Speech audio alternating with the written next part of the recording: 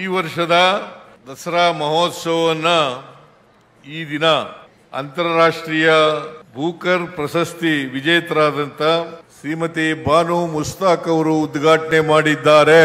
ಬಾನು ಮುಸ್ತಾಕ್ ಅವರು ಹುಟ್ಟಿನಿಂದ ಮುಸ್ಲಿಂ ಮಹಿಳೆ ಆಗಿರಬಹುದು, ಆದರೆ ಅವರು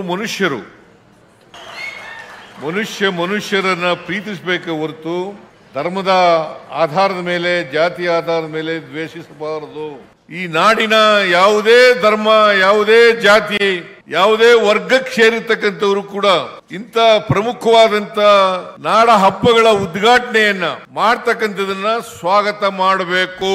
नाज़रीन, दुनिया के मशहूर मैसूर दसरा 2025 का शानदार आगाज हो चुका है।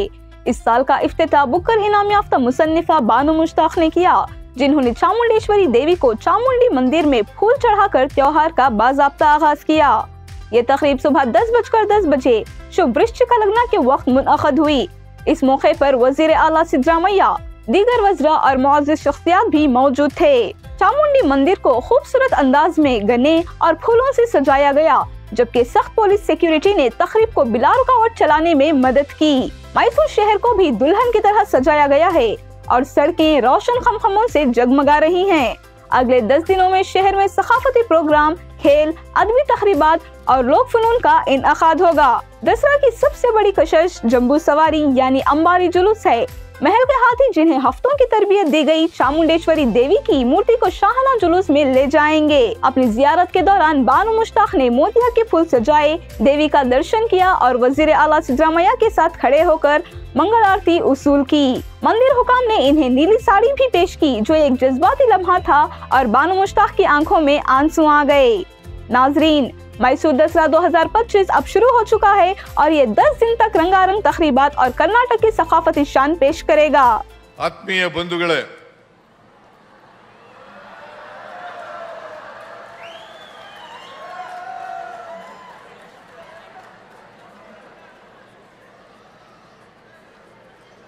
ಈ ವರ್ಷದ ದಸರಾ ಮಹೋತ್ಸವವನ್ನು ಈ ದಿನ ಅಂತಾರಾಷ್ಟ್ರೀಯ ಬೂಕರ್ ಪ್ರಶಸ್ತಿ ವಿಜೇತರಾದಂಥ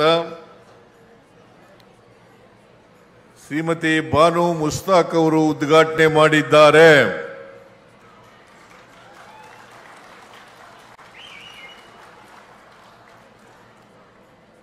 ಈಗಾಗಲೇ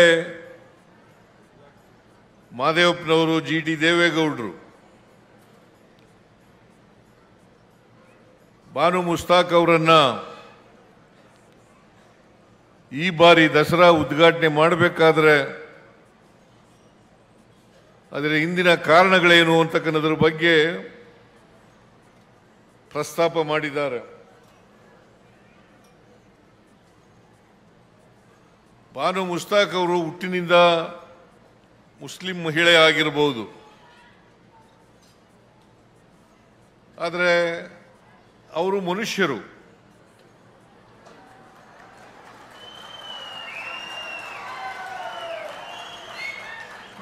ಮನುಷ್ಯರನ್ನ ಪ್ರೀತಿಸಬೇಕೆ ಹೊರತು ಧರ್ಮದ ಆಧಾರದ ಮೇಲೆ, ಜಾತಿ ಆಧಾರದ ಮೇಲೆ ದ್ವೇಷಿಸಬಾರದು.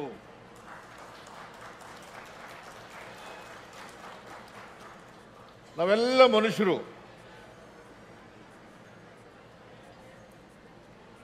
ನಾವು ಪರಸ್ಪರ ಪ್ರೀತಿಯಿಂದ ಇರಬೇಕು ಹೊರತು ಪರಸ್ಪರ ದ್ವೇಷದಿಂದ ಇರಬಾರದು.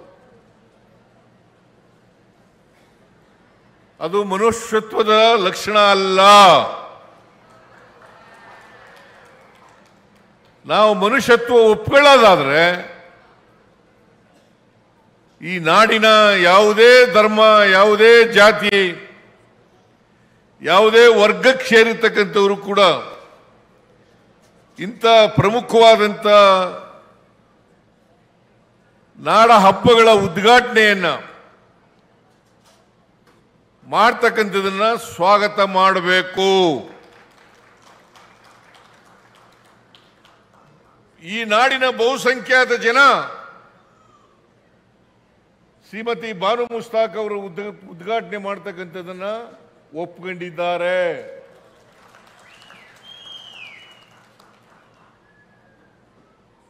ಈಗಾಗಲೇ ಮಹದೇವಪ್ಪನವರು ಹೇಳಿದ್ರು ಹೇಗೆ ದಸರಾ ಮೈಸೂರಿನಲ್ಲಿ ಪ್ರಾರಂಭ ಆಯಿತು ಅನ್ನೋದ್ರ ಬಗ್ಗೆ ಪ್ರಸ್ತಾಪ ಮಾಡಿದ್ದಾರೆ.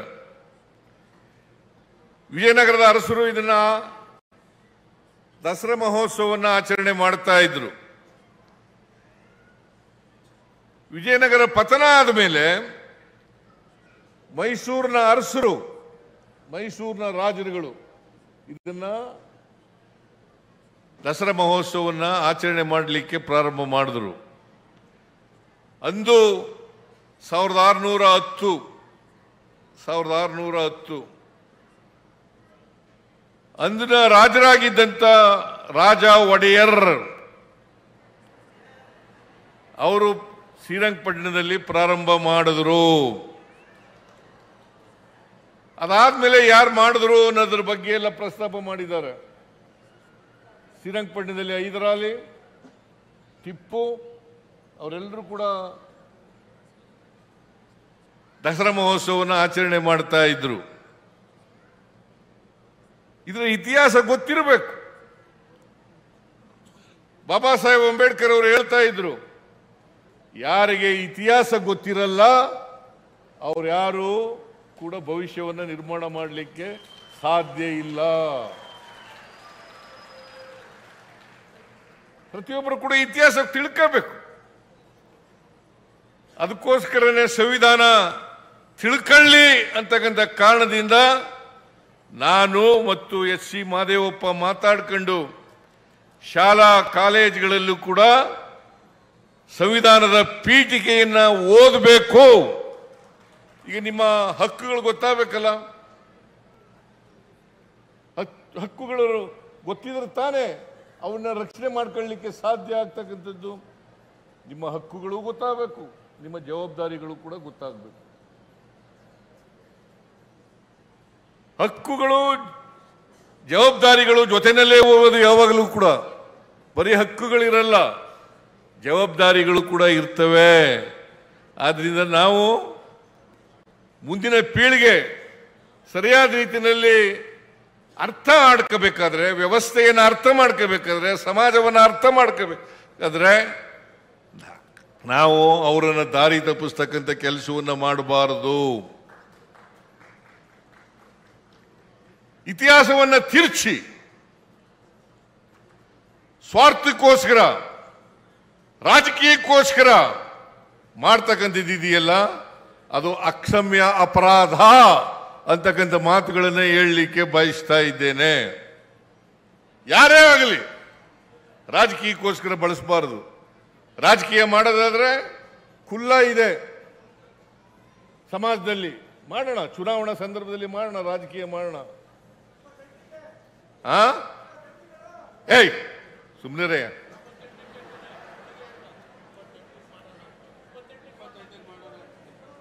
ಏನಾರ ಹೇಳಿ, ಮಧ್ಯದಲ್ಲಿ ಮಾತಾಡಬಾರ್ದು. ರಾಜಕೀಯ ಮಾಡಬೇಕು ಅಂದ್ರೆ ಮಾಡೋಣ. घोड़ा है, मैदान है, घोड़ा है, मैदान है. ರಾಜಕೀಯ ಮಾಡೋಣ. ಅಲ್ಲಿ ಇಲ್ಲ ಸಲ್ಲದ ಯಾವುದೋ ರಾಜಕಾರಣಕ್ಕೋಸ್ಕರ, ದ್ವೇಷಕ್ಕೋಸ್ಕರ, ಇನ್ಯಾರನ್ನೋ ಓಲೈಸಕ್ಕೋಸ್ಕರ ರಾಜಕಾರಣ ಮಾಡಬಾರದು. ಓಲೈಕೆ ರಾಜಕಾರಣ ಅದರಿಂದ ಲಾಭನೂ ಆಗಲ್ಲ, ನಷ್ಟನೇ ಜಾಸ್ತಿ ಆಗ್ತಕ್ಕಂಥದ್ದು ಅನ್ನೋದನ್ನ ಅರ್ಥ ಮಾಡ್ಕೋಬೇಕು ಅಂತಕ್ಕಂಥ ಮಾತುಗಳನ್ನು ಹೇಳಲಿಕ್ಕೆ ಬಯಸ್ತಾ ಇದ್ದೇನೆ. ಅದರಿಂದ ಹೈಕೋರ್ಟು, ಸುಪ್ರೀಂ ಕೋರ್ಟು ಕೂಡ ಒಪ್ಕೊಂಡಿದೆ. ಈಗ ಸುಪ್ರೀಂ ಕೋರ್ಟ್ನವ್ರು ಹೇಳಿದ್ರು, ಸಂವಿಧಾನದ ಪೀಠಿಕೆ ಓದ್ಕೊಂಡಿದ್ದೀರಾ ನೀವು ಅಂತ ಕೇಳಿದ್ರು. ಸಂವಿಧಾನದ ಪೀಠಿಕೆ ಏನಾದ್ರು ಓದ್ಕೊಂಡಿದ್ದೀರಪ್ಪ ನೀವು? ಸಂವಿಧಾನದ ಪೀಠಿಕೆ ಓದ್ಕೊಳ್ಳಿ. ತಕ್ಕ ಅವರು ಸರಿಯಾದಂಥ ರೀತಿಯಲ್ಲಿ ಪಾಠ ಹೇಳ್ಕೊಟ್ಟಿದ್ದಾರೆ. ಸುಪ್ರೀಂ ಕೋರ್ಟ್ನ ನ್ಯಾಯಾಧೀಶರುಗಳು, ಹೈಕೋರ್ಟ್ನ ನ್ಯಾಯಾಧೀಶರುಗಳು ಇದನ್ನು ನಾವೆಲ್ಲರೂ ಕೂಡ ಅರ್ಥ ಮಾಡ್ಕೋಬೇಕಾಗ್ತದೆ. ನಮ್ಮ ಸಂವಿಧಾನ ಜಾತ್ಯತೀತ, ಧರ್ಮಾತೀತ. ಇದನ್ನ ಅರ್ಥ ಮಾಡ್ಕೋಬೇಕಾಗ್ತದೆ. ನಮ್ಮ ಸಂವಿಧಾನನೇ ಅರ್ಥ ಆಗದೆ ಹೋದ್ರೆ ಏನ್ ಮಾಡಬೇಕು? ನಮ್ಮ ದೇಶದಲ್ಲಿ ಅನೇಕ ಜಾತಿಗಳಿದ್ದಾವೆ, ಧರ್ಮಗಳಿದ್ದಾವೆ. ಅದಕ್ಕೋಸ್ಕರನೇ ವೈವಿಧ್ಯತೆಯಲ್ಲಿ ಏಕತೆಯನ್ನ ಸಾರಬೇಕು, ವೈವಿಧ್ಯತೆಯಲ್ಲಿ ಏಕತೆಯನ್ನ ಸಾರಬೇಕು ಅಂತ ಹೇಳಿರ್ತಕ್ಕಂಥದ್ದು. ನಾವು ಯಾವುದೇ ಧರ್ಮಕ್ಕೆ ಸೇರಿರಲಿ, ಯಾವುದೇ ಜಾತಿಗೆ ಸೇರಿರಲಿ, ನಾವೆಲ್ಲರೂ ಕೂಡ ಭಾರತೀಯರು ಅಂತಕ್ಕಂಥ ಭಾವನೆ ಬಂದಾಗ ಮಾತ್ರ ಅದನ್ನ ಅರ್ಥ ಮಾಡ್ಕೊಳ್ಳಿಕ್ಕೆ ಆಗ್ತದೆ. ಇಲ್ಲದೆ ಹೋದರೆ ಸಂವಿಧಾನನೇ ಅರ್ಥ ಆಗಿಲ್ಲ ಅಂತಂದ್ರೆ, ಸಂವಿಧಾನಕ್ಕೆ ವಿರುದ್ಧವಾಗಿರ್ತಕ್ಕಂಥವ್ರು ಮಾತ್ರ ಸಂವಿಧಾನ ಅರ್ಥ ಆಗಿಲ್ಲ ಅಂತ ಹೇಳಿ ಹೇಳ್ತಕ್ಕಂಥದ್ದು, ಅಥವಾ ಸಂವಿಧಾನವನ್ನು ತಿರುಚಿ ಹೇಳ್ತಕ್ಕಂಥವ್ರು, ಅದನ್ನ ಸ್ವಾರ್ಥಿಗಳು. ಸಂವಿಧಾನಕ್ಕೆ ಮಾಡ್ತಕ್ಕಂಥ ಅಪಚಾರ, ನಮ್ಮ ನಾಡಿಗೆ ಮಾಡ್ತಕ್ಕಂಥ ಅಪಚಾರ, ನಮ್ಮ ದೇಶಕ್ಕೆ ಮಾಡ್ತಕ್ಕಂಥ ಅಪಚಾರ, ಇದನ್ನು ನಾವೆಲ್ಲರೂ ಕೂಡ ಅರ್ಥ ಮಾಡ್ಕೋಬೇಕಾಗ್ತದೆ. ಆದ್ರಿಂದ ಅದಕ್ಕೆ ಸಂವಿಧಾನದಲ್ಲಿ ಬಾಬಾ ಸಾಹೇಬ್ ಅಂಬೇಡ್ಕರ್ ಅವರು ಬಹಳ ಸ್ಪಷ್ಟವಾಗಿ ಹೇಳಿದ್ದಾರೆ, ಸಹಿಷ್ಣುತೆ ಇರಬೇಕು, ಸಹಿಷ್ಣುತೆ ಇರಬೇಕು, ಸಹಬಾಳ್ವೆ ಇರಬೇಕು. ಸಹಿಷ್ಣುತೆ ಸಹಬಾಳ್ವೆ ಇದ್ದಾಗ ಮಾತ್ರ ನಾವು ಭಾರತೀಯರು ಅಂತ ಅನ್ಕೊಳ್ಳಿಕ್ಕೆ ಸಾಧ್ಯ ಆಗ್ತದೆ.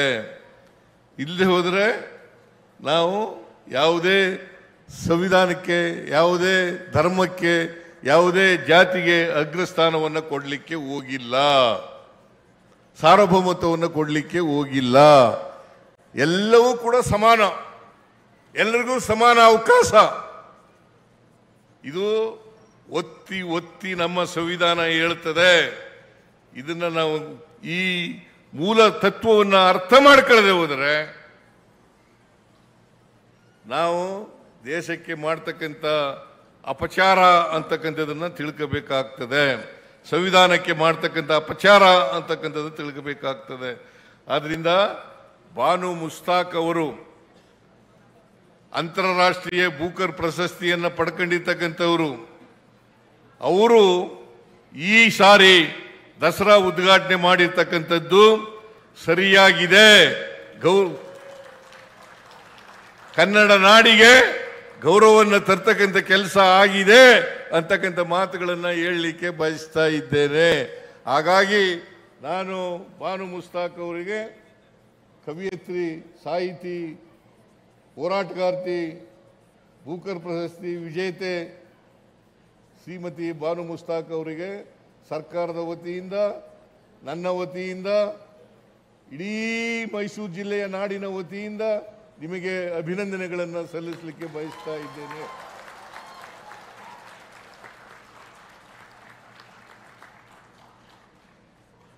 ಬಹಳ ಚೆನ್ನಾಗಿ ಮಾತಾಡಿದ್ರು ಅಲ್ವಾ? ನೀವೆಲ್ಲ ಕೇಳಿದ್ದೀರಲ್ಲ. ನನಗೂ ಕೂಡ ಅವರಷ್ಟು ಚೆನ್ನಾಗಿ ಮಾತಾಡಕ್ಕಾಗಲ್ಲ. ಈ ಸಂದರ್ಭಕ್ಕೆ ತಕ್ಕಂತೆ ಒಬ್ಬ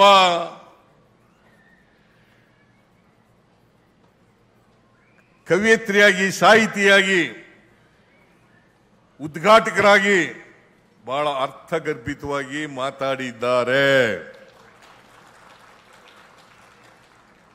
ಬಹುಶಃ ಈ ನಾಡಿನ ಜನತೆ ನೀವೆಲ್ಲ ಕೂಡ ಅರ್ಥ ಮಾಡ್ಕೊಂಡಿದ್ದೀರಿ ಅಂತಕ್ಕಂಥದ್ದು. ಬಹುಶಃ ಯಾರು ಇವರನ್ನ ವಿರೋಧ ಮಾಡ್ತಾ ಇದ್ರು ಅವ್ರಿಗೂ ಕೂಡ ಕಣ್ತರಿಸ್ತಕ್ಕಂಥ ರೀತಿಯಲ್ಲಿ ಇದೆ ಅಂತಕ್ಕಂಥ ಮಾತುಗಳನ್ನು ಹೇಳಲಿಕ್ಕೆ ಬಯಸ್ತಾ ಇದ್ದೇನೆ. ಅದರಿಂದ ನಾನು ಹೆಚ್ಚು ಮಾತಾಡ್ಲಿಕ್ಕೆ ಹೋಗಲ್ಲ ಬಾನು ಮುಸ್ತಾಕ್ ಅವ್ರ ಬಗ್ಗೆ. ಬಾನು ಮುಸ್ತಾಕ್ ಅವರು ಹಾಸನದವರು, ಮೈಸೂರಿಗೆ ಅನೇಕ ಸಾರಿ ಬಂದಿದ್ದಾರೆ. ಮೈಸೂರಿನಲ್ಲೂ ಕೂಡ ಅನೇಕ ಸಂದರ್ಭಗಳಲ್ಲಿ ಸಭೆಗಳಲ್ಲಿ, ಸಮಾರಂಭಗಳಲ್ಲಿ ಭಾಗವಹಿಸಿದ್ದಾರೆ, ಮಾತನಾಡಿದ್ದಾರೆ. ಅವರು ಭಾಷಣ ಕೇಳಿದ್ದೀವಿ. ಅವರು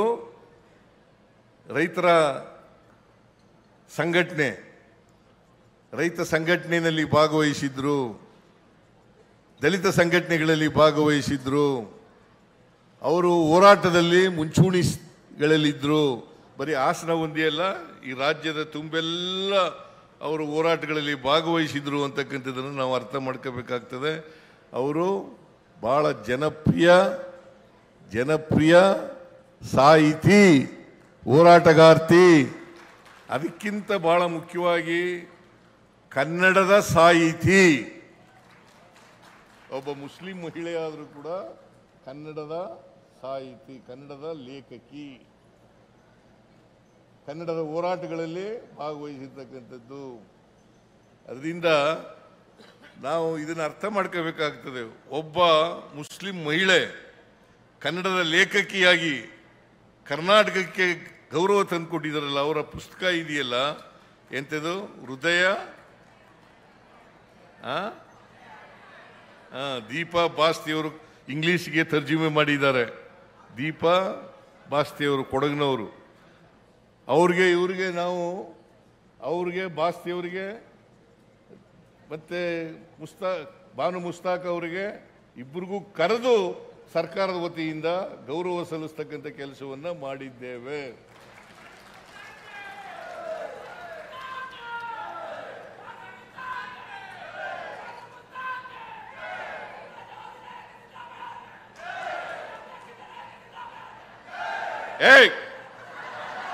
ಇರೋ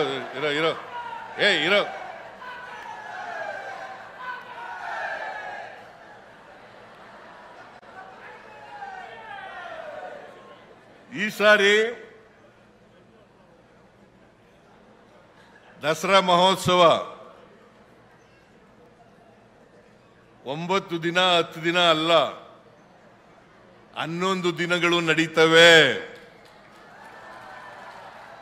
2ನೇ ತಾರೀಕಿಗೆ ಜಂಬೂ ಸವಾರಿ ಇರ್ತಕ್ಕಂಥದ್ದು, ಟಾರ್ಚ್ ಲೈಟ್ ಪೆರೇಡ್ ಇರ್ತಕ್ಕಂಥದ್ದು 11ನೇ ದಿನಕ್ಕೆ. ಈ ಸಾರಿ ವಿಶೇಷವಾಗಿ ಅಲ್ಲ 11ನೇ ದಿನ ನಾವು ಆಚರಣೆಯನ್ನು ಮಾಡ್ತಾ ಇರ್ತಕ್ಕಂಥದ್ದು. ಇದು ಶಾಸ್ತ್ರೋಕ್ತವಾಗಿ ಮಾಡ್ತಕ್ಕಂಥದ್ದು. ಇದನ್ನ ಶಾಸ್ತ್ರ ಏನು ಹೇಳ್ತಾರೆ ಪಂಡಿತರು, ಅವ್ರ ಪ್ರಕಾರ ಇದನ್ನು ಮಾಡ್ತಕ್ಕಂಥ ಕೆಲಸವನ್ನು ಮಾಡ್ತಾ ಇದ್ದೀವಿ. ಅದರಿಂದ ಎಂದಿನಂತೆ ಈ ಸಾರಿನೂ ಕೂಡ ದಸರಾ ಮಹೋತ್ಸವವನ್ನು ಬಹಳ ವಿಜೃಂಭಣೆಯಿಂದ ಸಡಗರದಿಂದ ಸರ್ಕಾರ ಆಚರಣೆ ಮಾಡ್ತಾ ಇದೆ ಅಂತಕ್ಕಂಥ ಮಾತುಗಳನ್ನು ಹೇಳಲಿಕ್ಕೆ ಬಯಸ್ತಾ ಇದ್ದೇನೆ. ಈ ಸಾರಿ ಒಳ್ಳೆ ಮಳೆ ಆಗಿದೆ. ಕಳೆದ ವರ್ಷನೂ ಒಳ್ಳೆ ಮಳೆ ಆಗಿತ್ತು, ಈ ವರ್ಷನೂ ಒಳ್ಳೆ ಮಳೆ ಆಗಿದೆ. ಕೆರೆ ಕಟ್ಟೆಗಳೆಲ್ಲ ತುಂಬಿದವೆ, ಜಲಾಶಯಗಳೆಲ್ಲ ತುಂಬಿದವೆ. ಜನರ ಮುಖದಲ್ಲಿ ಮಂದಹಾಸ ಇದೆ, ಇದೆಯಾ ಇಲ್ಲ? ಜನರ ಮುಖದಲ್ಲಿ ಮಂದಹಾಸ ಇದೆ.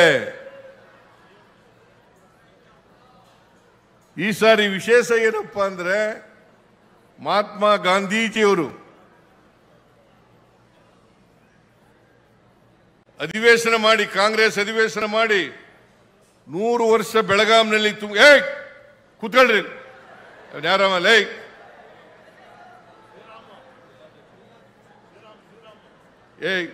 ತಲೆ ಮರೆಸ್ಕೊಂಡು ಹೋಯ್ತಾ ಇದೆಯಾ, ಕೂತ್ಕೊಳ್ಳಿ.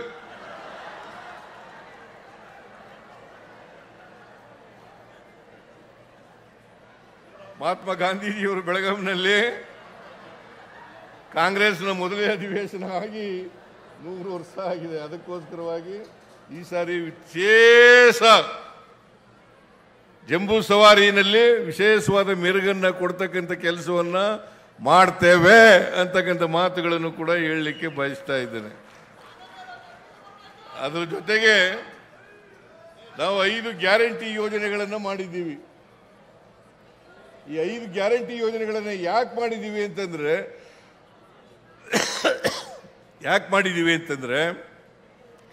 ಸಮಾಜದಲ್ಲಿ ಇನ್ನೂ ಕೂಡ ಸ್ವಾತಂತ್ರ್ಯ ಬಂದು 78 ವರ್ಷಗಳಾದರೂ ಕೂಡ ಅಸಮಾನತೆ ಇದೆ, ತಾರತಮ್ಯ ಇದೆ. ಈ ತಾರತಮ್ಯ ಅಸಮಾನತೆಯನ್ನು ಹೋಗಲಾಡಿಸ್ಲಿಕ್ಕೋಸ್ಕರ, ತೆಗೆದಾಕ್ಲಿಕ್ಕೋಸ್ಕರ ನಾವು ಈ 5 ಗ್ಯಾರಂಟಿ ಯೋಜನೆಗಳನ್ನು ಮಾಡ್ತಾ ಇದ್ದೀವಿ. ಇದು ಬೇರೆ ಉದ್ದೇಶದಿಂದ ರಾಜಕೀಯ ಲಾಭಕ್ಕೋಸ್ಕರ ಮಾಡ್ತಾ ಇಲ್ಲ. ರಾಜಕೀಯ ಲಾಭಕ್ಕೋಸ್ಕರ ಮಾಡ್ತಾ ಇದ್ರೆ ಎಲ್ಲ ಧರ್ಮದವರಿಗೆ, ಎಲ್ಲ ಜಾತಿಯವರಿಗೆ ಎಲ್ಲ ಪಕ್ಷದವರಿಗೆ ಮಾಡಕ್ಕೆ ಹೋಯ್ತಿರ್ಲಿಲ್ಲ. ಈಗ JDSನ ಜನ ತಗೊಳ್ಳಲ್ವಾ? ಬಿಜೆಪಿ ಜನ ತಗೊಳ್ಳಲ್ವ? ಏನ್ರಿ ಇವತ್ತು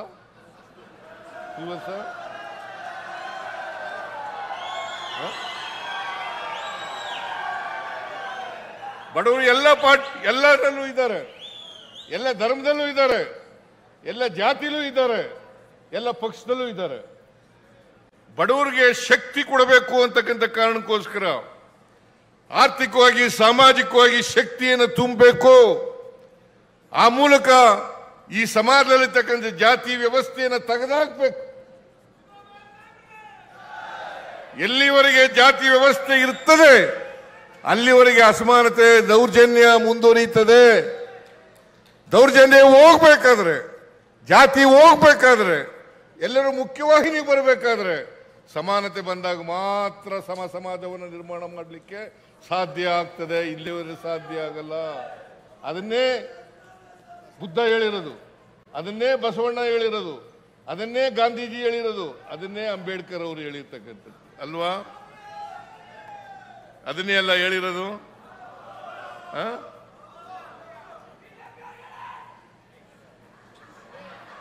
ಅದನ್ನೇ KV ಪುಟ್ಟಪ್ಪನವರು ಹೇಳಿರೋದು, ಕುವೆಂಪು ಅವರು ಹೇಳಿರ್ತಕ್ಕಂಥದ್ದು. ಸಮಪಾಲು ಸಮಬಾಳು, ಸಮಪಾಲು ಸಮಬಾಳು, ಅಂತ್ಯೋದಯ ಆಗ್ಬೇಕು. ಇದಾಗದೆ ಹೋದರೆ ಜಾತಿ ಹೋಗಲ್ಲ, ಸಮಾಜ ಸಮಾಜ ಆಗಲ್ಲ. ಯಾವುದೇ ಧರ್ಮ ಇರಲಿ, ಯಾವುದೇ ಜಾತಿ ಇರಲಿ. ಅದಕ್ಕೆ ಕುವೆಂಪು ಅವರು ಒಂದು ಹೇಳಿದ್ರು, ಎಲ್ಲ ದೇವಸ್ಥಾನಗಳನ್ನ, ಚರ್ಚ್ಗಳನ್ನ, ಮಸೀದಿಗಳನ್ನ ಬಿಟ್ಟು ಬರ್ರಿ, ಮನುಷ್ಯರಾಗ್ರಿ ಅಂತ ಹೇಳಿದ್ರು. ಸರ್ವ ಜನಾಂಗದ ಶಾಂತಿಯ ತೋಟ, ಸರ್ವ ಜನಾಂಗದ ಶಾಂತಿಯ ತೋಟ ಆಗಬೇಕು ಅಂತಂದ್ರು. ನಾವು ಮತ್ತೆ ಸಮಾಜವನ್ನು ಒಡಿತಕ್ಕಂಥ ಕೆಲಸ ಮಾಡಬೇಕಾ? ಧರ್ಮದ ಆಧಾರದ ಮೇಲೆ, ಜಾತಿಯ ಆಧಾರದ ಮೇಲೆ ಸಮಾಜವನ್ನು ಒಡಿತಕ್ಕಂಥ ಕೆಲಸ ಮಾಡಬೇಕಾ? ಮಾಡಬಾರದು. ನಮ್ಮ ಸಂವಿಧಾನ ಅದನ್ನು ಹೇಳಿಲ್ಲ. ನಮ್ಮ ಸಂವಿಧಾನ ನಾವೆಲ್ಲರೂ ಕೂಡ ಮನುಷ್ಯರಾಗಿ ಬಾಳಿ ಸಮಾಜವನ್ನು ಕಟ್ಟಿ ಎಲ್ಲರೂ ಭ್ರಾತೃತ್ವದಿಂದ ಭಾವನೆಯನ್ನು ಬೆಳೆಸ್ಕೊಳ್ಳಿ ಅಂತ ಹೇಳಿದ್ದಾರೆ. ಇದನ್ನ ಬೆಳೆಸ್ಕೊಳ್ತಕ್ಕಂಥ ಇದನ್ನೇ ನಾಡ ದೇವತೆ ಚಾಮುಂಡೇಶ್ವರಿ ಹೇಳ್ತಕ್ಕಂಥದ್ದು. ಇದನ್ನೇ ದಸರಾ ಮೂಲಕ ಜನರಿಗೆ ಸಂದೇಶ ಕೊಡ್ತಕ್ಕಂಥದ್ದು. ಇದನ್ನು ನಾವು ಅರ್ಥ ಮಾಡ್ಕೋಬೇಕಾಗ್ತದೆ. ಅದಕ್ಕೆ ಇದನ್ನ ನಾಡ ಹಬ್ಬ, ಜನರ ಹಬ್ಬ ಅಂತ ಕರೆಯೋದು. ನಾಡಿನ ಹಬ್ಬ, ಜನರ ಹಬ್ಬ. ಇದು ಒಂದು ಧರ್ಮದ ಜನರ ಹಬ್ಬ ಅಲ್ಲ, ಒಂದು ಜಾತಿಯವರ ಹಬ್ಬ ಅಲ್ಲ, ಎಲ್ಲ ಧರ್ಮಗಳ, ಎಲ್ಲ ಜಾತಿಗಳ ಹಬ್ಬ. ಅದಕ್ಕೆ ಇದನ್ನು ಜಗದ್ವಿಖ್ಯಾತ ದಸರಾ ಅಂತ ಕರೆಯೋದು. ಜಗದ್ವಿಖ್ಯಾತ ದಸರಾ ಅಂತ ಕರೆಯೋದು. ನಾವು ಈ 5 ಗ್ಯಾರಂಟಿ ಯೋಜನೆಗಳಿಗೆ ಇಲ್ಲಿವರೆಗೆ ಅದನ್ನು ಕೂಡ ಕೊಂಕು ಮಾತುಗಳಾಡಿದ್ರು. ಸಿದ್ದರಾಮಯ್ಯನವರು ಈ ಗ್ಯಾರಂಟಿ ಯೋಜನೆಗಳನ್ನ ಮುಂದುವರಿಸಕ್ಕಾಗಲ್ಲ, ಮಾಡಿದ್ರೆ ಕರ್ನಾಟಕ ಸರ್ಕಾರ ದಿವಾಳಿ ಆಗಿಬಿಡ್ತದೆ. ನಾವು ಇಲ್ಲಿವರೆಗೆ ಸುಮಾರು 1 ಲಕ್ಷ ಕೋಟಿ ರೂಪಾಯಿಗಳನ್ನ ಗ್ಯಾರಂಟಿ ಯೋಜನೆಗಳಿಗೆ ಖರ್ಚು ಮಾಡಿದ್ದೀವಿ. 1 ಲಕ್ಷ ಕೋಟಿ. ರಾಜ್ಯ ದಿವಾಳಿ ಆಗಿದೆಯಾ? ದಿವಾಳಿ ಆಗಿದೆಯಾ? ಪ್ರತಿ ವರ್ಷ 52ರಿಂದ 55 ಸಾವಿರ ಕೋಟಿ ರೂಪಾಯಿಗಳನ್ನ ಇದಕ್ಕೆ ಖರ್ಚು ಮಾಡ್ತಾ ಇದ್ದೀವಿ. ಪ್ರತಿಯೊಂದು ಮನೆಗೆ, ಬಡವರ ಮನೆಗೆ, ದೀನದಲಿತರ ಮನೆಗೆ, ದುರ್ಬಲರ ಮನೆಗೆ 4ರಿಂದ 5 ಸಾವಿರ ರೂಪಾಯಿಗಳನ್ನು ಕೊಡ್ತಾ ಇದ್ದೇವೆ. ಇವತ್ತು ಕೊಂಡ್ಕೊಳ್ತಕ್ಕಂಥ ಶಕ್ತಿ ಜಾಸ್ತಿ ಆಗಿದೆ. ಶಕ್ತಿ ಯೋಜನೆಯ ಮೂಲಕ ಇವ್ರು ಯಾರು ಕೂಡ, ಹೆಣ್ಮಕ್ಳು ಇಲ್ಲಿ ಕೂತಿದಾರಲ್ಲ, ಇವ್ರು ಯಾರು ಕೂಡ ಬಸ್ ಚಾರ್ಜ್ ಕೊಡಾಗಿಲ್ಲ. ಸುಮಾರು 500 ಕೋಟಿಗೂ ಹೆಚ್ಚು ಜನ ಮಹಿಳೆಯರು 500 ಕೋಟಿಗೂ ಹೆಚ್ಚು ಜನ ಮಹಿಳೆಯರು ಫ್ರೀಯಾಗಿ ಸರ್ಕಾರಿ ಬಸ್ಗಳಲ್ಲಿ ಪ್ರಯಾಣ ಮಾಡಿದ್ದಾರೆ. ಇದು ಯಾವ ಕಾರಣಕ್ಕೂ ನಿಲ್ಲಲ್ಲ.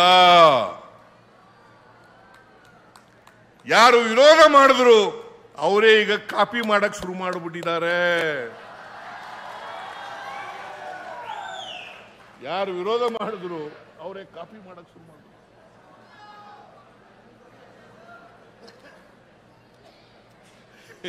ಈ ನೋಡಿ, ವಿರೋಧ ಮಾಡೋದು ಒಂದು ಕಾಲ, ಕಾಪಿ ಮಾಡೋದು ಇನ್ನೊಂದು ಕಾಲ.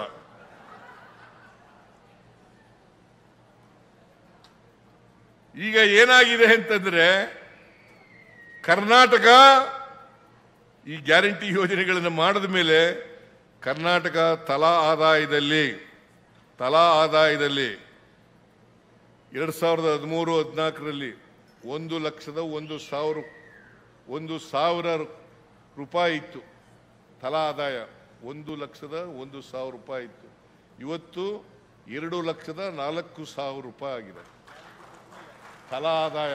ಪರ್ ಕ್ಯಾಪಿಟಲ್ ಇನ್ಕಮ್ ಡಬಲ್ ಆಗಿದೆ. ಶ್ರೀವತ್ಸವ ಗೊತ್ತಾಯ್ತೇನ್ರಿ? ಬರ್ಕೊಳ್ರಿ.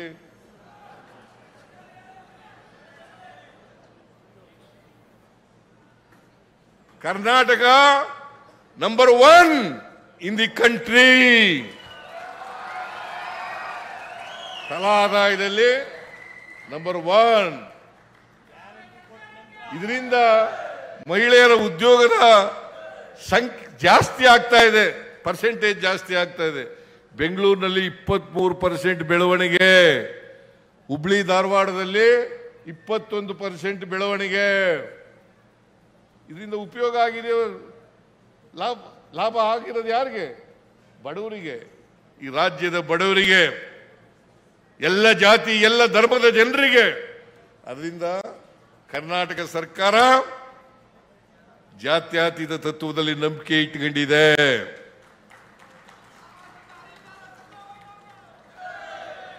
ಎಲ್ಲರ ಅಭ್ಯುದಯದಲ್ಲಿ ನಂಬಿಕೆ ಇಟ್ಕೊಂಡಿದೆ. ಬಡವ ಬಲ್ಲಿದ ಮೇಲ್ಜಾತಿ ಕೆಳಜಾತಿ ಹೋಗ್ಬೇಕು, ಎಲ್ಲರೂ ಸಮಾನವಾಗಿ ಬದುಕಬೇಕು ಅನ್ನೋದ್ರಲ್ಲಿ ನಂಬಿಕೆ ಇಟ್ಕೊಂಡಿರ್ತಕ್ಕಂಥ ಸರ್ಕಾರ ಕಾಂಗ್ರೆಸ್ ಸರ್ಕಾರ. ನಮ್ಮ ಸರ್ಕಾರ ಅಂತಕ್ಕಂಥ ಮಾತು, ನಿಮ್ಮ ಸರ್ಕಾರ ಅಂತಕ್ಕಂಥ ಮಾತುಗಳನ್ನು ಹೇಳಲಿಕ್ಕೆ ಬಯಸ್ತಾ ಇದ್ದೇನೆ. ಅದರಿಂದ ನಾನು ಹೆಚ್ಚು ಮಾತಾಡ್ಲಿಕ್ಕೆ ಹೋಗಲ್ಲ. ಪಾಪ ಈಗಾಗಲೇ ಹೊರಟು ಬಿಟ್ಟಿದ್ರು ಎಲ್ಲ ಮಹಿಳೆಯರು, ಹೆಚ್ಚು ಮಾತಾಡಕ್ ಹೋಗಲ್ಲ. ಈ ಸಾರಿ ಬಾನು ಮುಸ್ತಾಕ್ ಅವರು ದಸರಾ ಉದ್ಘಾಟನೆಯನ್ನ ಬಹಳ ಅರ್ಥಗರ್ಭಿತವಾಗಿ ಮಾಡಿದ್ದಾರೆ. ನೀವೆಲ್ಲರೂ ಕೂಡ ಖುಷಿಯಾಗಿದ್ದೀರಿ. ಪಾಪ ಯಾರು ವಿರೋಧ ಮಾಡ್ತೀರಾ ಅವರು ಖುಷಿಯಾಗಿದ್ದಾರೆ ಮನಸ್ಸಿನಲ್ಲಿ ಅಂತ ಮಾತುಗಳನ್ನು ಹೇಳಲಿಕ್ಕೆ ಬಯಸ್ತಾರೆ. ಮನಸ್ಸಿನಲ್ಲಿ ಅವರು ಖುಷಿನೇ ಪಡೋದು. ಅದರಿಂದ ಸಂವಿಧಾನ ಯಾರು ಓದ್ಕೊಂಡಿದ್ದಾರೆ, ಯಾರು ಅರ್ಥ ಮಾಡ್ಕೊಂಡಿದ್ದಾರೆ, ಅವರೆಲ್ಲರೂ ಕೂಡ ಖುಷಿ ಪಡ್ತಾರೆ ಅಂತಕ್ಕಂಥ ಮಾತುಗಳನ್ನು ಹೇಳಿ, ಇನ್ನು 11 ದಿನ ನೀವೆಲ್ಲರೂ ಕೂಡ ದಸರಾ ಉತ್ಸವದಲ್ಲಿ ಭಾಗಿಯಾಗಿ ಸಡಗರದಿಂದ ಸಂಭ್ರಮದಿಂದ ಆಚರಿಸಿ ಅಂತಕ್ಕಂಥ ಮಾತುಗಳನ್ನು ಹೇಳ್ತಾ, ನಾಡಿನ ಎಲ್ಲ ಜನರಿಗೆ ದಸರಾ ಮಹೋತ್ಸವದ ಶುಭಾಶಯಗಳನ್ನು ಕೋರಿ ನನ್ನ ಮಾತುಗಳನ್ನು ಮುಗಿಸ್ತೇನೆ. ಜೈ ಹಿಂದ್, ಜೈ ಕರ್ನಾಟಕ, ಜೈ ಸಂವಿಧಾನ. ಈ ದಿನ ದಸರಾ ಉತ್ಸವದ ಉದ್ಘಾಟನೆಯನ್ನು ತಾಯಿ ಚಾಮುಂಡೇಶ್ವರಿಯ ಕೃಪಾಶೀರ್ವಾದದೊಂದಿಗೆ ನಾವೆಲ್ಲರೂ ಸೇರಿ ವಿಜೃಂಭಣೆಯಿಂದ ಉದ್ಘಾಟನೆ ಮಾಡ್ತಾಯಿದ್ದೀವಿ.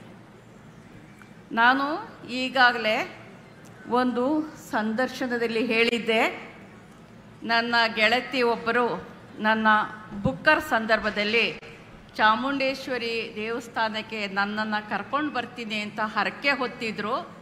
ನನ್ನ ಆಪ್ತ ಗೆಳತಿ ಯಾಕೆ, ನನಗೆ ಹೋಗಲಿಕ್ಕೆ ಸಾಧ್ಯ ಆಗಲಿಲ್ಲ ಕಾರಣಾಂತರಗಳಿಂದ. ಆದರೆ ಈ ಒಂದು ವಿಶಿಷ್ಟ ಸನ್ನಿವೇಶದಲ್ಲಿ ನನ್ನನ್ನು ಕರ್ನಾಟಕದ ಸರ್ಕಾರದ ಮೂಲಕ ಆಹ್ವಾನ ಮಾಡಿ ತಾಯಿ ಚಾಮುಂಡಿ ಕರೆಸ್ಕೊಳ್ತಾ ಇದ್ದಾಳೆ ಅಂತ ಹೇಳಿದೆ.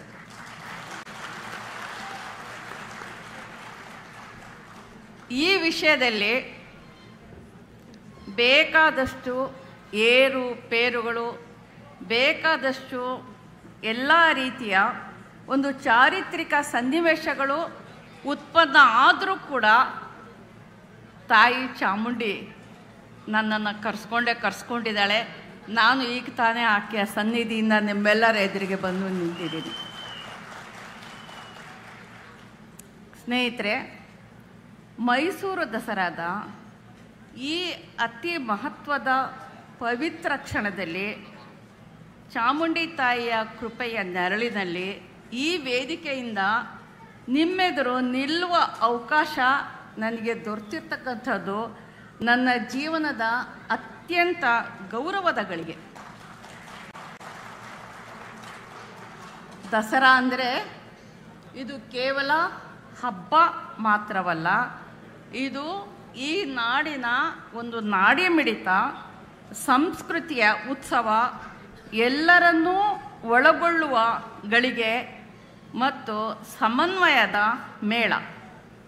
ಈ ನೆಲದಲ್ಲಿ ಹುಟ್ಟಿದ ಪ್ರತಿಯೊಂದು ಜೀವಕ್ಕೂ ಈ ಮಣ್ಣಿನ ವಾರಿಸುದಾರಿಕೆ, ಸ್ಪಂದನೆ, ಜವಾಬ್ದಾರಿ ಮತ್ತು ನೆನಪುಗಳು ಇವೆ. ಮೈಸೂರು ಅರಸರ ಸಂಸ್ಕೃತಿಯ ಪರಂಪರೆಯಿಂದ ಹಿಡಿದು ಕನ್ನಡ ಭಾಷೆಯ ಹೃದಯದ ಆಳದ ಸ್ಪಂದನದವರೆಗೆ ಈ ಹಬ್ಬವು ನಮಗೆ ನೆನಪಿಸುತ್ತೆ. ಏನು ಅಂದರೆ, ಸಂಸ್ಕೃತಿ ಎಂದರೆ ಬೇರೆ ಬೇರೆ ಧ್ವನಿಗಳ ಸಂಗಮ, ವಿಭಿನ್ನತೆಯಲ್ಲೇ ಏಕತೆಯ ಸುಗಂಧ. ದಸರಾ ನಮ್ಮ ಸಮಗ್ರ ಸಂಸ್ಕೃತಿಯ ಪ್ರತೀಕ. ನನಗೆ ಗೊತ್ತಿರೋ ಹಾಗೆ ಮೈಸೂರಿನ ಉರ್ದು ಭಾಷಿಕರು ನವರಾತ್ರಿಯ ಎಲ್ಲ 10 ದಿನಗಳಿಗೂ ಕೂಡ ಉರ್ದುವಿನಲ್ಲಿ ಅವರದೇ ಆದಂತಹ ಗುರುತನ್ನು ಕೊಟ್ಟಿರ್ತಾರೆ. ಆ ಗುರುತಿನಿಂದಲೇ ಕರೀತಾರೆ. ನನಗೆ ನೆನಪಿರೋ ಹಾಗೆ ಹೇಳೋದಾದರೆ, ವಿಜಯದಶಮಿಗೆ ಇಲ್ಲಿನ ಉರ್ದು ಭಾಷಿಕರು ಸಿಲಿಂಗನ್ ಅಂತ ಕರೀತಾರೆ.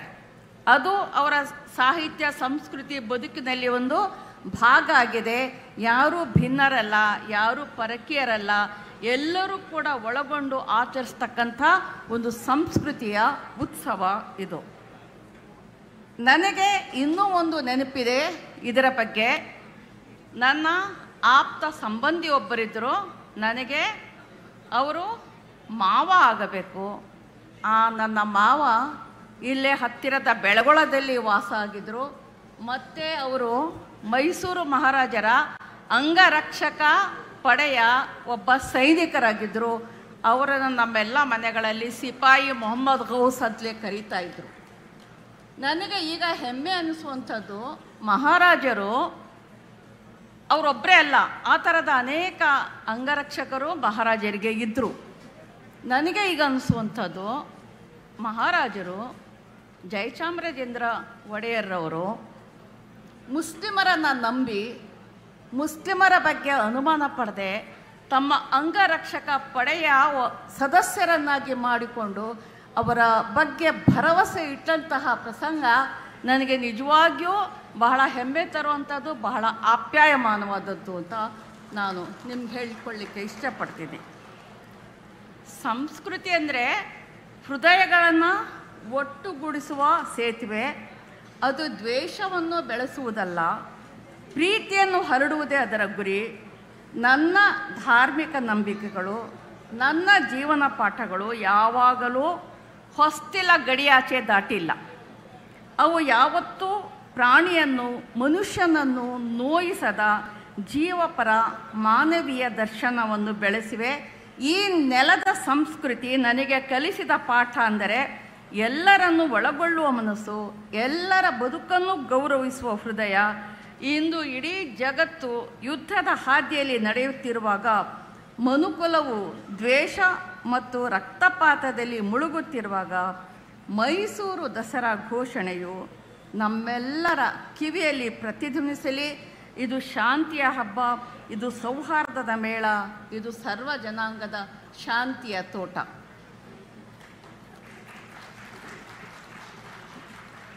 ನಾವು ಪ್ರಜಾಪ್ರಭುತ್ವದ ಮೌಲ್ಯಗಳನ್ನು ಗೌರವಿಸೋಣ. ನಾವು ಪರಸ್ಪರರ ನಂಬಿಕೆಗಳನ್ನು, ಸಂಸ್ಕೃತಿಗಳನ್ನು ಗೌರವಿಸುವುದರ ಮೂಲಕ ನಮ್ಮ ಬದುಕನ್ನು ಶ್ರೀಮಂತಗೊಳಿಸೋಣ. ಈ ನೆಲದ ಸುಗಂಧವು ಐಕ್ಯತೆ ಆಗಲಿ. ಈ ನೆಲದ ಹೂಗಳು ಸೌಹಾರ್ದದಿಂದ ಕೂಡಿವೆ. ಈ ನೆಲದ ಬಿಸಿಲು ಕೂಡ ಮಾನವೀಯ ಪ್ರೀತಿಯ ಪ್ರತೀಕವಾಗಿದೆ. ಈ ಸಂದರ್ಭದಲ್ಲಿ ಚಾಮುಂಡಿ ತಾಯಿಯ ಮಹಿಮೆ ನಮ್ಮೆಲ್ಲರ ಜೀವನಕ್ಕೆ ಮಾರ್ಗದರ್ಶನವಾಗಿರಲಿ. ತಾಯಿ ಚಾಮುಂಡಿ ಶಕ್ತಿಯ, ಧೈರ್ಯದ, ಮಮತೆಯ ಹಾಗೂ ರಕ್ಷಕತ್ವದ ಸಂಕೇತ. ನಮ್ಮೊಳಗಿನ ದ್ವೇಷ, ಅಸಹಿಷ್ಣುತೆ, ಹಾಗೆ ಇವುಗಳನ್ನು ನಾಶ ಮಾಡಲಿ. ನಾನು ಹೃತ್ಪೂರ್ವಕವಾಗಿ ಬಯಸುವುದು ಈ ದಸರಾ ಹಬ್ಬ ಕೇವಲ ಮೈಸೂರು ನಗರಕ್ಕೆ ಸೀಮಿತವಾಗದೆ, ನಮ್ಮ ನಾಡಿಗೆ ಮಾತ್ರ ಸೀಮಿತವಾಗದೆ ಅಥವಾ ನಮ್ಮ ದೇಶಕ್ಕೆ ಮಾತ್ರ ಸೀಮಿತವಾಗದೆ, ಇಡೀ ಜಗತ್ತಿನಾದ್ಯಂತ ಮಾನವ ಕುಲಕ್ಕೆ ಶಾಂತಿ, ಸಹಾನುಭೂತಿ, ಪ್ರೀತಿ ಮತ್ತು ನ್ಯಾಯದ ದೀಪ ಬೆಳಗಿಸಲಿ. ಇವತ್ತು ಬೆಳಗಿರ್ತಕ್ಕಂಥ ದೀಪ ಈ ಸಂದೇಶದೊಂದಿಗೆ ಇಡೀ ಪ್ರಪಂಚದಾದ್ಯಂತ ತನ್ನ ನೆಲೆಯನ್ನು ಕಂಡುಕೊಳ್ಳಿ ಅಂತ ಆಶಿಸ್ತೀನಿ. ಸ್ನೇಹಿತರೆ, ನನ್ನ ಬದುಕು ನನಗೆ ಅನೇಕ ಪಾಠಗಳನ್ನು ಕಲಿಸಿದೆ. ಅದರಲ್ಲಿ ಒಂದು ಪಾಠ ಅಂದರೆ, ವ್ಯಕ್ತಿಯಿಂದ ಸಮಷ್ಟಿಯ ಕಡೆಗೆ ಸಾಗುವ ದಾರಿ ಮಾತ್ರ ನಿಜವಾದ ದಾರಿ. ನನ್ನ ಧಾರ್ಮಿಕ ನಂಬಿಕೆಗಳು, ನನ್ನ ಜೀವನ ದರ್ಶನ ಯಾವತ್ತೂ ಕೂಡ ಜೀವಪರವಾಗಿವೆ. ಅವು ಮರದ ನೆರಳಿನಂತೆ, ತಂಪಾದ ನದಿಯಂತೆ. ಇಂದಿನ ಜಗತ್ತು ಯುದ್ಧದ ಜ್ವಾಲೆಯಲ್ಲಿ ಸುಡುತ್ತಿದೆ. ನಾವು ಅಸ್ತ್ರಗಳಿಂದ ಅಲ್ಲ, ಅಕ್ಷರಗಳಿಂದ ಬದುಕನ್ನು ಗೆಲ್ಲಬಹುದು.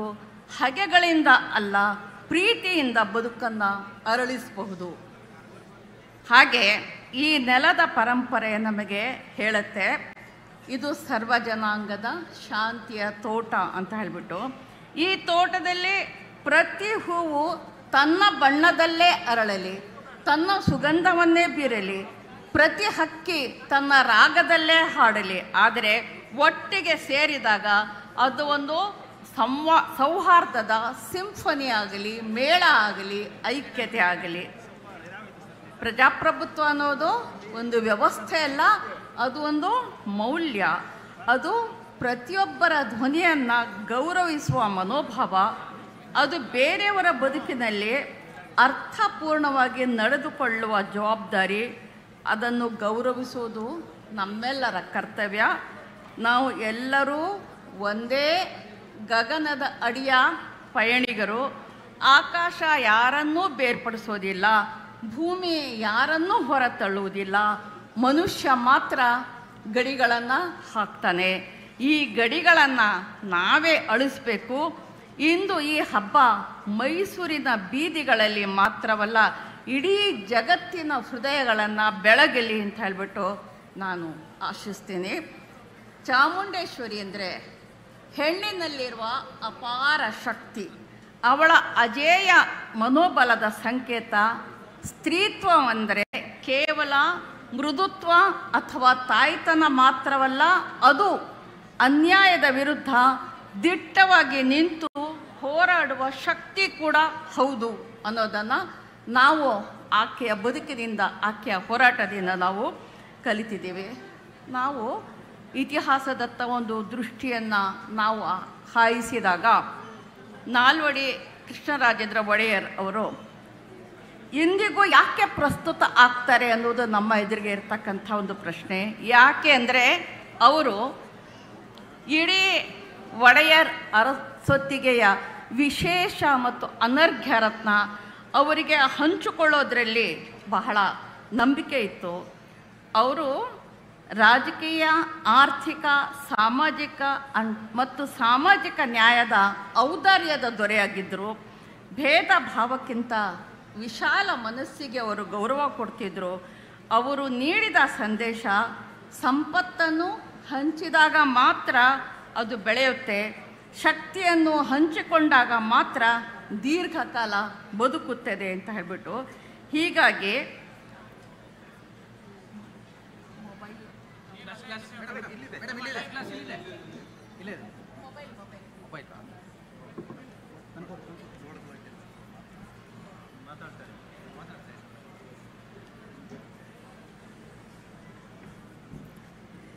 ಸ್ನೇಹಿತರೆ, ಇಷ್ಟು ಮಾತನ್ನು ಹೇಳಿ ನಾನು ಒಬ್ಬ ಸಾಹಿತಿ, ಒಬ್ಬ ಕವಯಿತ್ರಿ.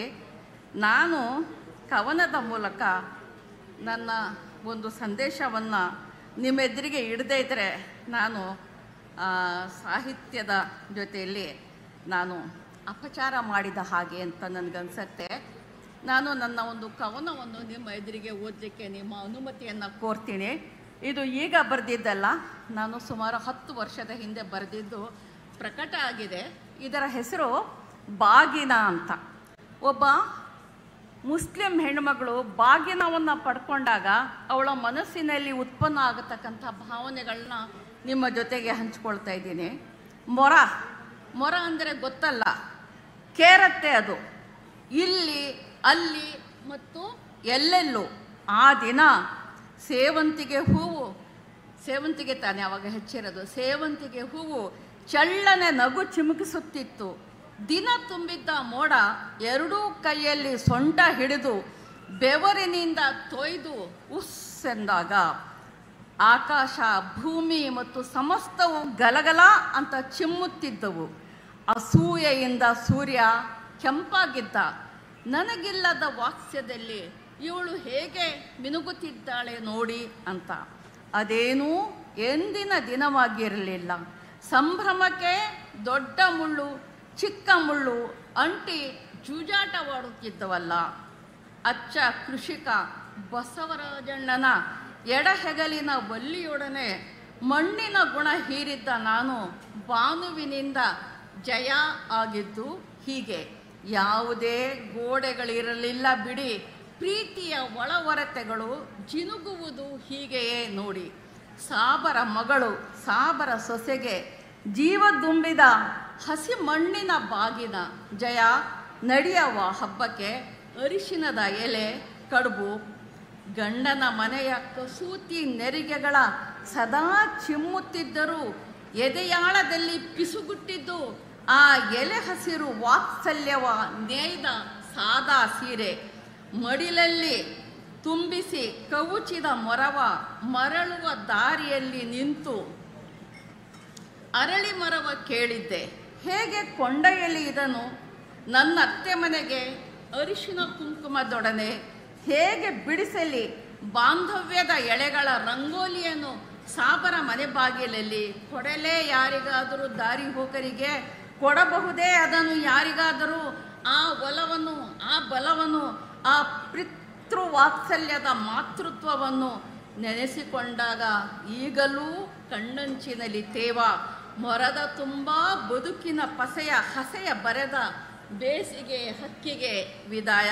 ಬಸವರಾಜಣ್ಣ, ನೀವು ಕೊಟ್ಟ ಮೊರ ಹೇಳುತ್ತೆ, ಮಿಡಿಯುತ್ತೆ, ಸಹಸ್ರ ಆರೋಪಗಳ ಎದುರು ಒಂಟಿಯಾಗಿ ನಿಲ್ಲುತ್ತೆ. ಇದು ಈಗ ನನಗೆ ನೆನಪಿಗೆ ಬರುತ್ತೆ.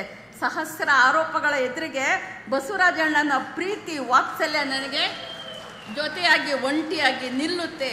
ದ್ವೇಷದ ಎಲ್ಲ ಭಾಷೆಗಳನ್ನು ಕವುಚಿ ಹಾಕುತ್ತೆ. ಮುಂಜಾವಿನ ಹೊಂಬೆಳಕಿನೊಂದಿಗೆ ಪ್ರೀತಿಯ ನಿರ್ಮಲ ಅಲೆಗಳು ಮೊರದ ತುಂಬ ತೂರುತ್ತಿರುತ್ತವೆ. ನನ್ನ ಕೆಲವು ಮಾತುಗಳನ್ನು ಮತ್ತು ನನ್ನ ಒಂದು ಕವನವನ್ನು ಕೂಡ ಸಹೃದಯತೆಯಿಂದ ಕೇಳಿದ ನಿಮ್ಮೆಲ್ಲರಿಗೂ ಕೂಡ ನನ್ನ ನಮನಗಳು. ನಮಗೆ ನಮ್ಮ ಸಂಸ್ಕೃತಿ ನಮ್ಮ ಬೇರು, ಸೌಹಾರ್ದ ನಮ್ಮ ಶಕ್ತಿ, ಆರ್ಥಿಕತೆಯೇ ನಮ್ಮ ರೆಕ್ಕೆ. ವಿಶ್ವಕ್ಕೆ ಶೈಕ್ಷಣಿಕವಾಗಿ, ಆರ್ಥಿಕವಾಗಿ, ಔದ್ಯೋಗಿಕವಾಗಿ ಭಾರತದ ನೆಲೆಯಲ್ಲಿ ನಮ್ಮ ಯುವ ಶಕ್ತಿಯೊಂದಿಗೆ ಸೇರಿ ಮಾನವೀಯ ಮೌಲ್ಯಗಳ ಪ್ರೀತಿಯ ಹೊಸ ಸಮಾಜವನ್ನು ಕಟ್ಟೋಣ. ಅದರಲ್ಲಿ ಎಲ್ಲರಿಗೂ ಸಮಪಾಲು ಸಮಬಾಳು ಇರಲಿ. ನಮ್ಮ ಬಾಬಾ ಸಾಹೇಬ್ ಅಂಬೇಡ್ಕರ್ ಅವರ ಸಂವಿಧಾನದ ಒಂದು ಚಿಗುರು ನಮ್ಮ ಎದೆಯಲ್ಲಿ ಚಿಗುರು ಒಡೆಯಲ್ಲಿ ಅನ್ನತಕ್ಕಂಥ ಮಾತನ್ನು ಹೇಳ್ತಾ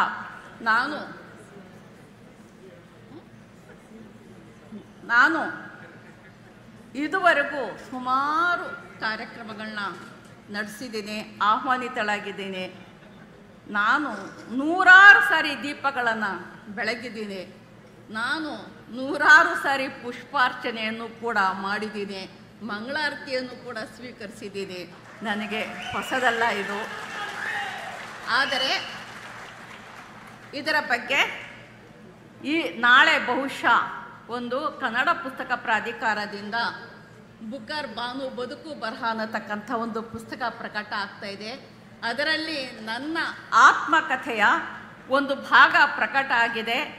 ನನ್ನ ಮತ್ತು ಈ ಹಿಂದೂ ಧರ್ಮದ ಸಂಬಂಧ ಬಾಂಧವ್ಯ ಹೇಗೆ ಇದೆ ಅನ್ನೋದ್ರ ಬಗ್ಗೆ ಅದನ್ನು ನನ್ನ ಆತ್ಮಕಥೆಯಲ್ಲಿ ಬರೆದಿದ್ದೀನಿ. ಅದು ನಾಳೆ ಪ್ರಕಟ ಆಗ್ತಾ ಇದೆ. ಸಾಧ್ಯವಾದರೆ ಅದನ್ನು ದಯವಿಟ್ಟು ನೀವುಗಳು ನೋಡಿ ಅಂತ ಹೇಳಿ, ಎಷ್ಟೇ ರೀತಿಯ ಸವಾಲುಗಳು ಬಂದರೂ ಕೂಡ ದಿಟ್ಟವಾಗಿ ನಿಂತು ನನ್ನನ್ನು ಆಹ್ವಾನಿಸಿ ಈ ಕಾರ್ಯಕ್ರಮದಲ್ಲಿ ನಾನು ಭಾಗವಹಿಸುವುದಕ್ಕೆ ಕರ್ನಾಟಕ ಸರ್ಕಾರದ ಪರವಾಗಿ ನನಗೆ ಆಹ್ವಾನವನ್ನು ನೀಡಿ ನೈತಿಕವಾದಂತಹ ಒಂದು ಬೆಂಬಲವನ್ನು ಕೂಡ ನೀಡಿದಂತಹ ಸನ್ಮಾನ್ಯ ಮುಖ್ಯಮಂತ್ರಿಗಳಾದ ಶ್ರೀ ಸಿದ್ದರಾಮಯ್ಯನವರಿಗೆ ನಾನು ನನ್ನ ಕೃತಜ್ಞತೆಗಳನ್ನು ಸಲ್ಲಿಸಿ ನನ್ನ ಈ ಮಾತುಗಳನ್ನ ಮುಗಿಸ್ತೀನಿ. ನಮಸ್ಕಾರ.